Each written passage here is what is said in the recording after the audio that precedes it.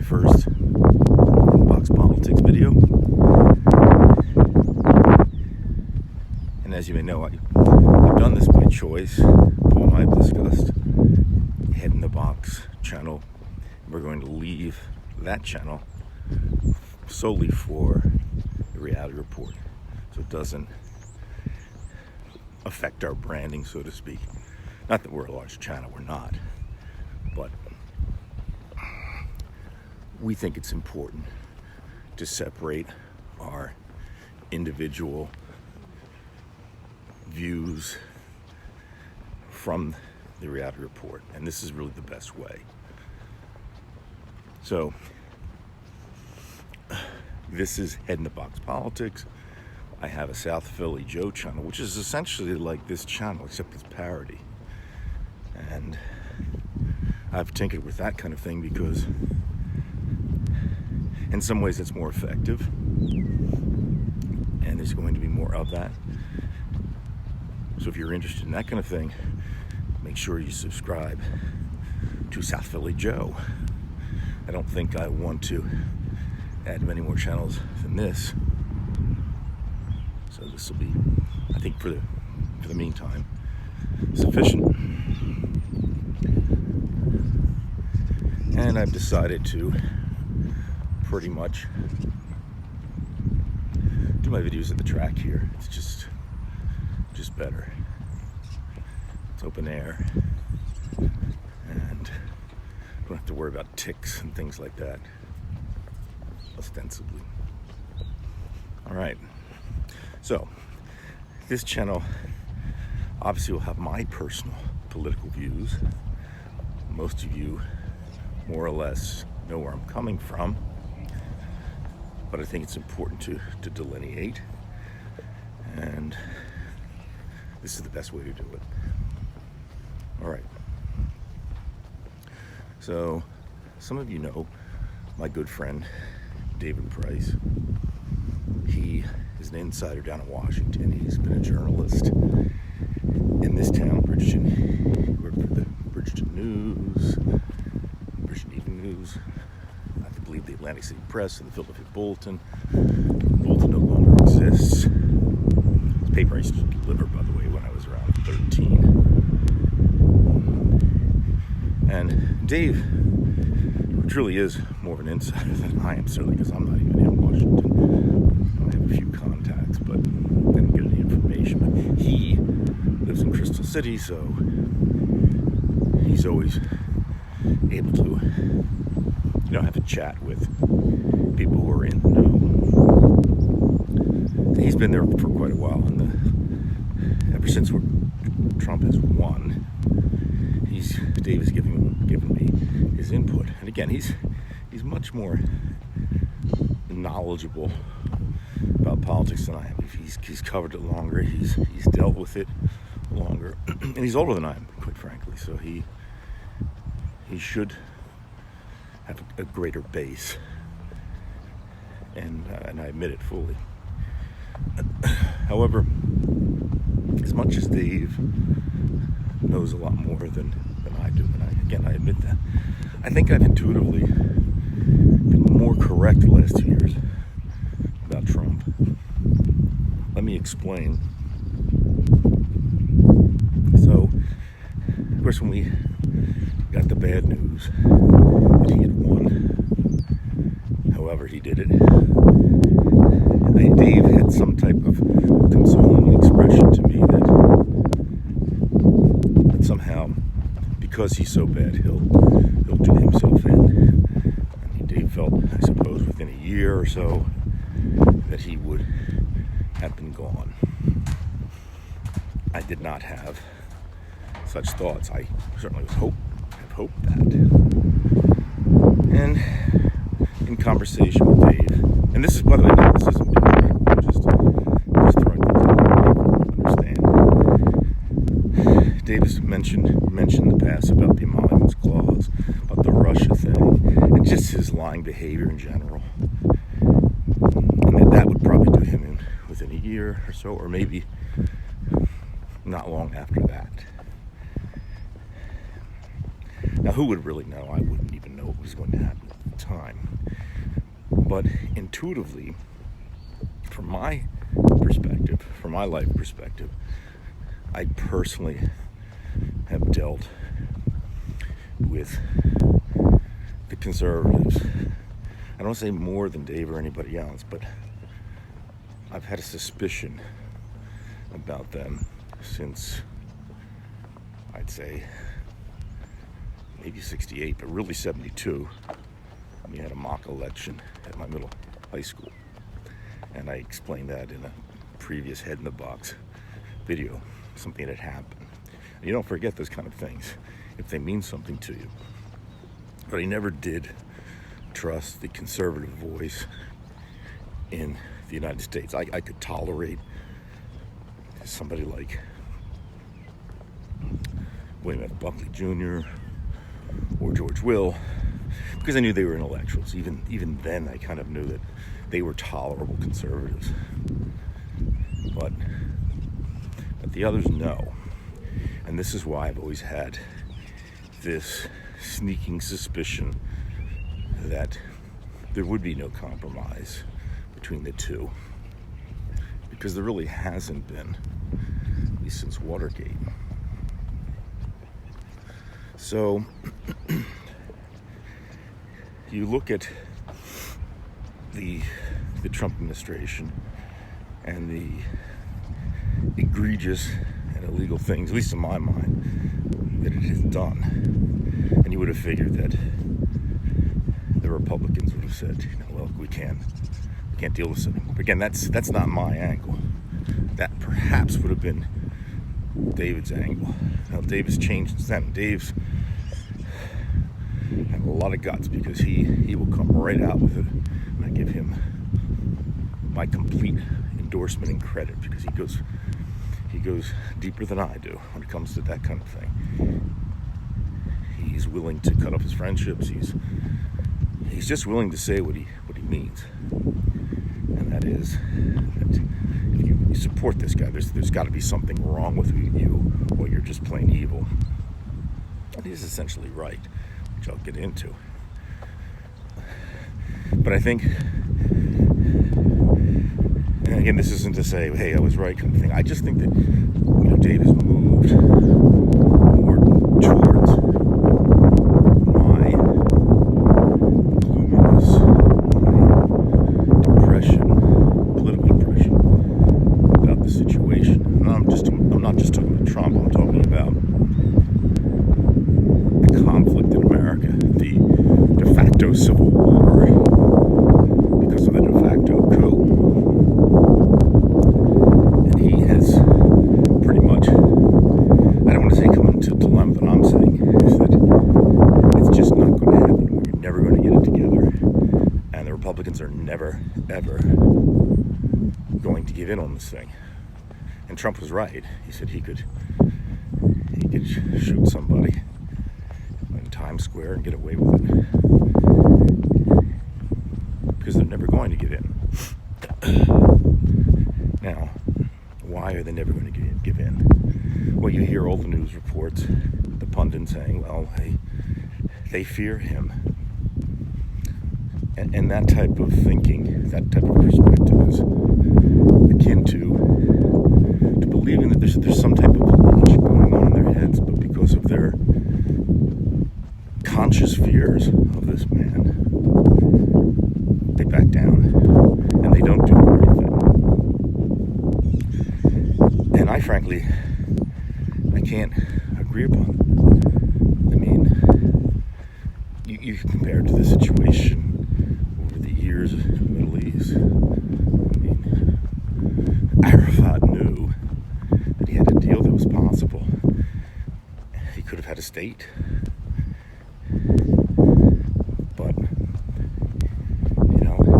he didn't want to give in. His hatred and those within his organization, no matter what they said, the reality is they want Jews to be dead and in the sea. Now you see the analogy that I'm making here is that I'm not calling the Republican Party a PLO, but there is an analogy to be made there, that they will, because of their hatred of the other side, they will do the wrong thing. Forget about Jesus, forget about morals, forget about laws. They're going to do what they want to do because they hate them so much. It's like somebody who hates their neighbor. They want to be the perfect Christian, but they just have that one hatred to the neighbor. They want to kill the person. Hate is something that moves people to do things that are illogical, and they shouldn't do it. And again, it's my philosophy that they, meaning the Republicans and the conservatives, whatever you want to call them, will do nothing. They will not do the right thing. And if you keep thinking that all of a sudden there'll be some magic moment, some just absolutely horrific act that Trump will do that will get people to change. No, they won't change. And that's just the way life is. Because you fool yourself thinking they will change. It's like the far left, the anarchists. They tell you why you shouldn't watch this, or shouldn't vote for this. But it's to tell me who to fucking vote for. Don't tell anybody else who to fucking vote for. But they're so caught up in their own philosophy. They know they're right. That there's no way back. There's just no way back. So any reasonable person, I'm not speaking as a Democrat here, just trying to be reasonable. Because somebody will say, well, how do you know that you're right? I know that I'm right because I understand basic logic and I know what is reasonable. And it's so simple. And I think that's where you see the likeness between the far right and the far left, because they use these whataboutisms, or as I've said plainly for a year, look over there. And I don't even address it I don't respect that type of thinking. It's not rational. Even intelligent people will use it. That's why if you see, for example, on the reality report, I see some kind of comment that is from the far left and doesn't make sense, I just will not respond to it. It's not that I don't respect. No, it is. I don't respect the opinion. I just have no respect for that type of thinking, and therefore I will not address it. And that's the same thing on YouTube. At some point, I just shut down there. Now let's go a step further. So I've told you that my intuition has been correct about the Republicans and the conservatives. I've told you that there's no way back. And basically, am I saying that there's no hope? I suppose in the long term, there's always some type of possibility that will be the reasonable choice or event to occur. But look at it this way. Think of, for example, people who were in the United States in, say, 1942 and 41, and they die. So in other words, they know of the Nazi invasions, and it doesn't look good. The world in 1941 looked pretty bad. If you were a betting person, you'd say evil was going to win. You wouldn't know And it's like my father. He died in 2014. He never saw what happened with Trump. I know exactly how he would have felt, but he never saw it. So in a certain sense, he was saved from the thought. But for some, it's the opposite. Again, you go back to 1941, and it just didn't look good. Even in 42, it was not good. So those people who died never had the release. We say in music there's something called tension and release. You have to resolve your chords at some point. The notes have to fall a certain place, or there'll be too much tension. It's just like playing every wrong note possible. You eventually, when I mean wrong, there's no such wrong in jazz, but there is something called tension release. You've got to release the tension. Tension and release. You can apply that to a lot of things in life. I won't go there. Well, I just did. Okay, so what am I saying? Yes, this thing may be solved in the end, and with no help from the far left, and certainly no help from the right. Eventually this may be solved, but people may not survive it. And that's why I see myself. What would happen if this would continue for 6 years or 10 years or whatever, and then all of a sudden I'm gone? So you know where I'm going here with this. I'm like a dead man on leave. I'm a dead man on leave. Yeah. And I'm going to go full circle and come back to my conversations with Dave. And it relates to an article which I read recently. I forget where it was, but I found it on Facebook. And it was just an editorial, something to the effect that this person said, what would happen with the military if we had a civil war? Where would their allegiances lie? With the Trumpers or people like myself? Now, Dave Price, and Dave, I hope you're listening still. Dave has spoken with quite a few officers. I believe they're mostly retired, but I can't be sure. But what I can be sure of is he did have conversations with them, and they essentially said they don't trust Trump, and that in their opinion, they probably don't even give him the correct codes because they don't trust the man.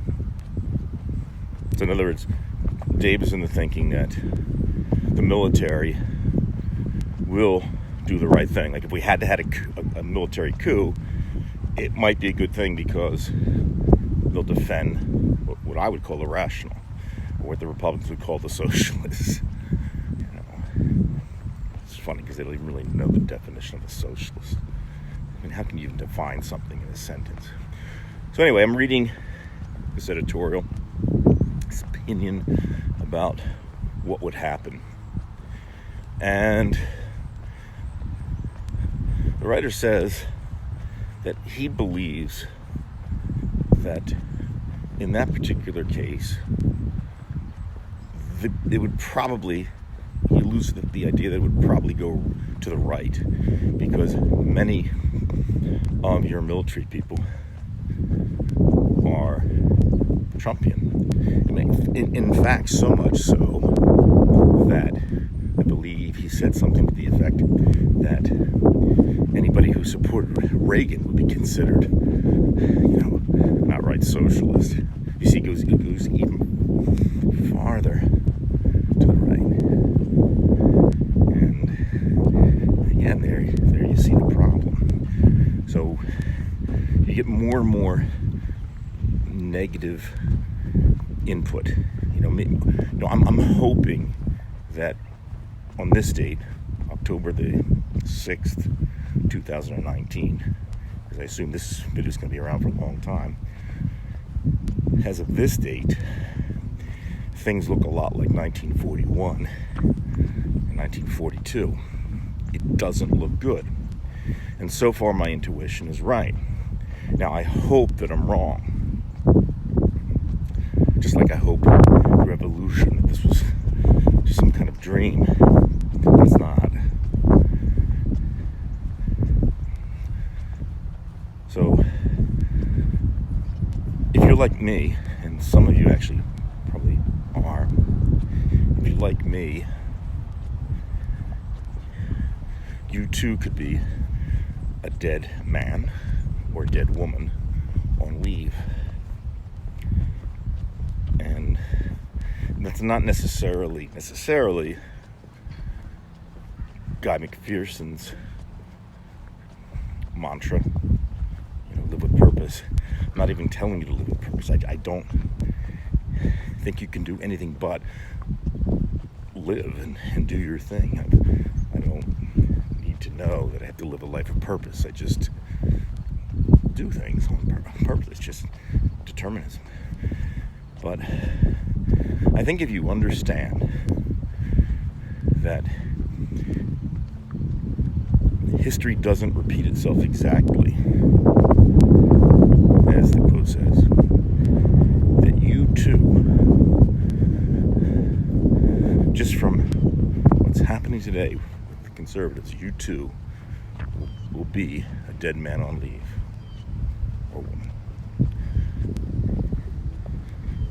And it really wouldn't matter anyway. If you think back, just rationally thinking, if you died, say, in 1942, during those bad times in Europe, and even in the United States, you would die not knowing what was going to happen. And in the end, there's no release, not even in death. On that happy note, I'm being sarcastic. Please share this video if you like it. And if you like it, please say like. I don't have any subscribers right now. It doesn't matter at this point. I just want to have a good video. So anyway, thank you for listening to me. I don't know how long I've spoken. I'm trying to see. I'm sure it's a little bit over 20.